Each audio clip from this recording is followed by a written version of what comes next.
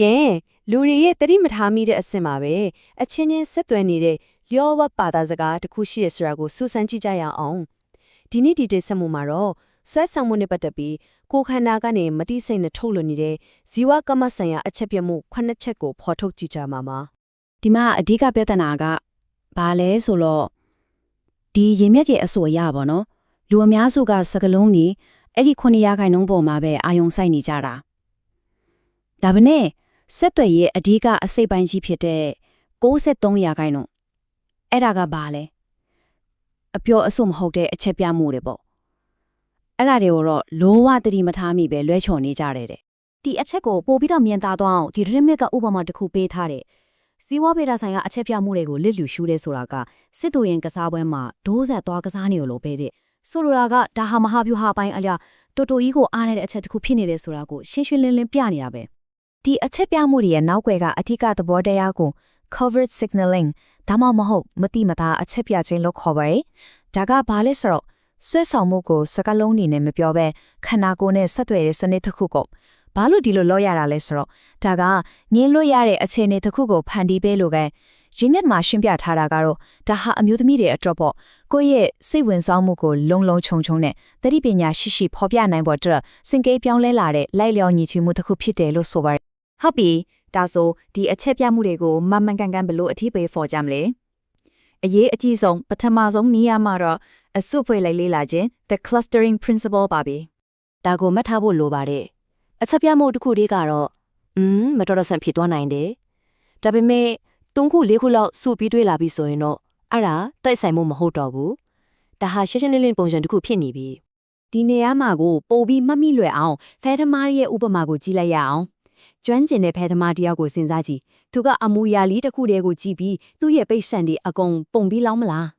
လောင်းမမဟုတ်ဘူးသူတို့ကအချက်ပြမှုတွေရဲ့အစုဝေးကိုရှာဖွေတယ်တစ်ခုကိုတစ်ခုအတီးပြုပေးနေတဲ့ပုံစံတွေကိုစောင့်ကြည့်တာအဲ့လိုပဲပေါ့ကဲပထမဆုံးအုပ်စုကိုကြည့်လိုက်ရအောင်ဒါကတော့လုံးဝကိုထိန်းချုပ်လို့မရတဲ့ခန္ဓာကိုယ်ရဲ့အလိုအယောက်တုံ့ပြန်မှု၃မျိုးပါပဲပထမဆုံးကတော့မျက်စံကျဲခြင်းမှာလိမ်မိုင်းဆိုင်ရာစိတ်လှုပ်ရှားမှုကိုတွန့်ပြန်တဲ့အခါမျက်စံတွေကအလိုအလျောက်ကျလာတာမျိုးပေါ့ဒီရမြရက်ဆိုရဆိုရင်ဒါယုံကြည်စိတ်ချရဆုံးအချက်ပြမှုတွေထက်ကတစ်ခုပဲစိတ်ဝင်စားစရာကောင်းတာကသူ့ရဲ့ဇီဝယန္တရားပဲစိတ်လှုပ်ရှားလာတဲ့အခါ sympathetic nervous system က adrenaline ထုတ်လွှတ်လိုက်တယ်အဲ့ဒီအခါမျက်စံက30%အထိတာကိုခြေသွားနိုင်တယ်တဲ့ဒါပေမဲ့ဒါကိုပရိထားမိဖို့ကတော့စကားပြောလို့ရလောက်တဲ့အနိကအကွာဝေးမှာပဲဖြစ်နိုင်မှာပါဟုတ်ပြီဒုတိယချက်ပြမှုကတော့ကိုထိတွေ့တာနဲ့ပြင်ဆင်တာပါစိတ်လှုပ်ရှားလာတဲ့အခါမှာလူတွေဟာမသိစိတ်ကနေကိုယ်ဆမင်လေပင်ဒါမှမဟုတ်ညရိုးတွေကိုစီးချက်ကြကြလေးထိတွေ့တကြတယ်ဒီနေရာမှာအရေးကြီးတာကစိတ်လှုပ်ရှားမှုကြောင့်ထိတွေ့တာနဲ့စိုးရင်စိတ်ကြောင့်ထိတွေ့တာကိုခွဲခြားနိုင်ဖို့ပဲရင်းမြစ်မှာဘယ်လိုပြောထားလဲဆိုတော့ဆွဲဆောင်မှုကြောင့်ထိတွေ့ကြကနေကွေးတယ်စီးချက်ကြတယ်စိုးရင်စိတ်နဲ့ကနာမငင်လှုပ်ရှားနေတဲ့ပုံစံမျိုးလုံးဝမဟုတ်ဘူးတဲ့ဥပမာ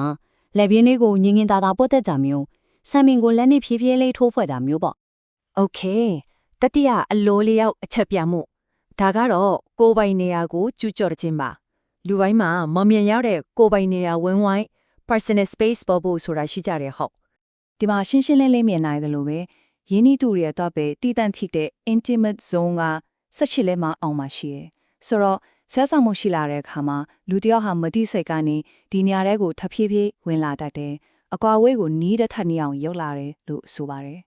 ကဲအခုနောက်ထပ်အချက်ပြမှု၄မျိုးအပြုအမူဆိုင်ရာအချက်ပြမှုများကိုဆက်ကြည့်ရအောင်ဒါတွေကအပြုအမူပိုင်းပူဆန်လာပြီးမဲ့အများစုကတော့မတိစိတ်ကနေပဲလာတာပါနံပါတ်၄က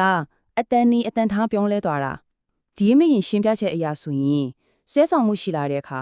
အတန်ကပိုပြီးနူးညံ့လာတယ်လီတန်လေးပိုပါလာတယ်ပြီးတော့ pitch ကအနည်းငယ်မြင့်တက်လာတဲ့တဲ့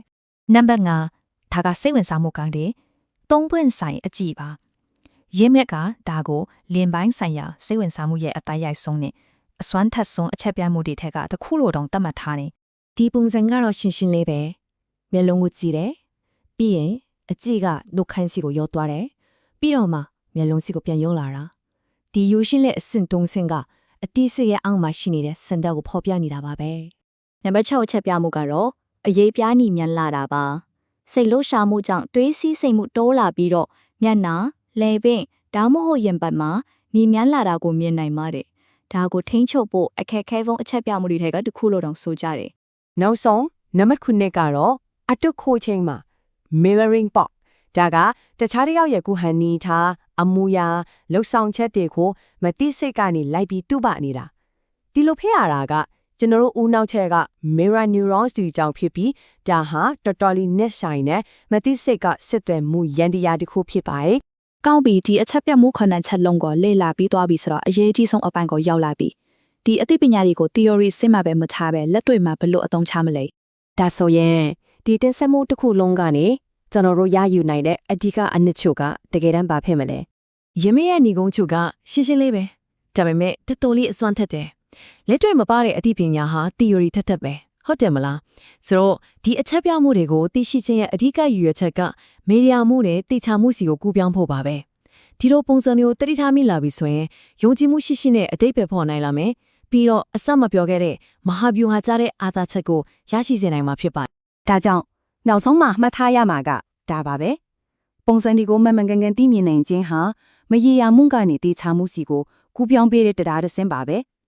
အခုဒီလျှို့ဝှက်ဘာသာစကားကိုတီးသွားပြီဆိုတော့ပဝန်းကျင်ကဆက်သွယ်မှုတွေကိုဘယ်လိုများအမြင်သစ်နဲ့ပြန်ပြီးမြင်တွေ့သွားမှာလဲဆိုတာစဉ်းစားကြရပဲနော်